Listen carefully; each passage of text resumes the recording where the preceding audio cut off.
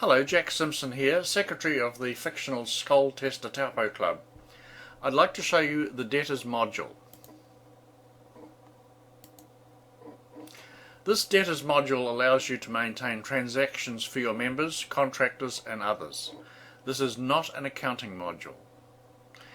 Each person included in your database, regardless of their type code, automatically has an account ready for their transactions. Some of the membership reports have their balances already showing. This is especially good when considering voting rights, etc. Invoices and statements can be generated to allow you to cut and paste into an email or for word processing. Flags. You need to flag an account before you can post a transaction to it. You can flag one account or several accounts for the same transaction to be posted to several accounts. So if you wanted to, you could post the same transaction to 20 accounts in one go, i.e. subs. Similarly, for statements of transactions, you have to flag the accounts you require. These two flags are independent of each other. And the active date range? This provides a degree of security in that you cannot create or edit a transaction that is not within the active date range. There is no end of year processing required. There is no facility to delete a transaction. Instead, you just change its date to 01/01/01. Okay, let's have a look at some transactions in 2008 range. We'll just change that to an 8 tab and 8. And we have to click save. When I do this, you will see that these are updated as well. And there they are. Let's have a look at all the transactions for all accounts with no filter as to words. And there they are. There's only 7 of them. Let's go back and have a look at only transactions with the word received. And we should get those 3. Back. Part words, tab, and there they are, and of course it adds it up, etc. Let's go back. Okay, we're now back at the sub-menu for the Debtors module, and we'll go through these items on the menu, but before we do data input, let's just have a look at transaction lists.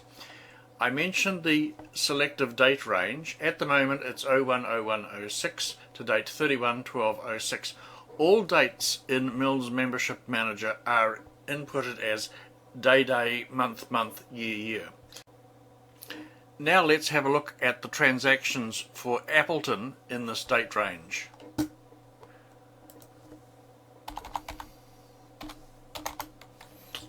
Only part of the name is required. And you select them, and there are his transactions there. Now let us have a look at all the transactions that are $15. In this date range again, we'll go back. Transaction lists, find amounts, 15. Go. And there they are all there. See this transaction here? It has a reference number of T19. Let's go back and do a search. Find reference number T19. It's case insensitive. And there it is there. It's found it. All of these inquiries are all within this one date range. Thank you.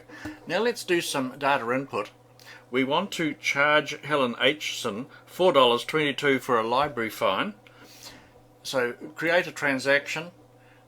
We know that she's an A, so we can click on A's, and these are all the A type codes. And we click Helen Aitchison's one, and you'll see the tick there.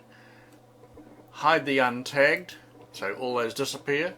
And then we put in here 02/04/06. On purpose we'll put in 06 just to show you how that active date period works. Subject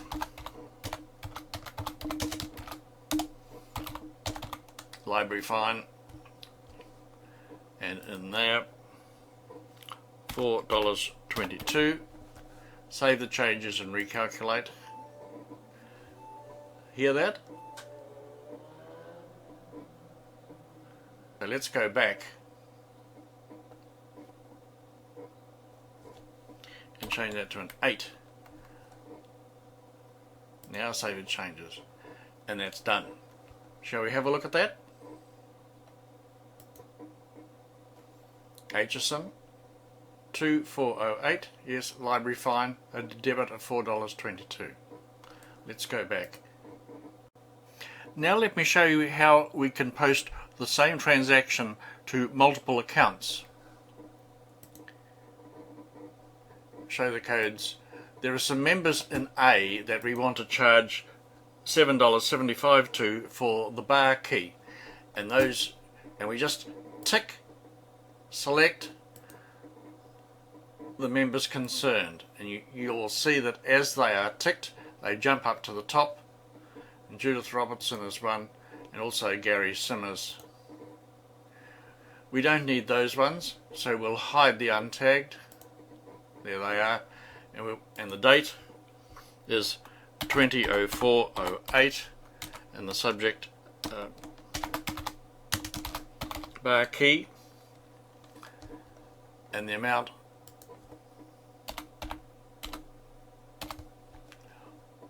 all this extra bit is for you to summarize an invoice, etc.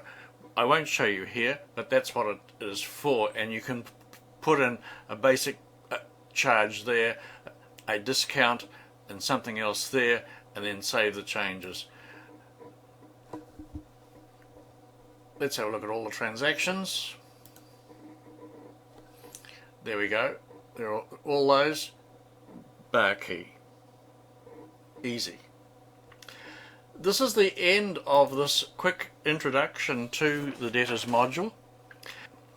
To summarize just 4 things: this is not an accounting package, but merely a mini bank account to trace members' charges and payments. 2. There is no end-of-year processing procedure. 3. All dates are inputted as DDMMYY and are expanded for display purposes. And finally, you can input the same transaction to multiple accounts as easily as inputting it to one account. Thank you. Jack Simpson signing off. Bye.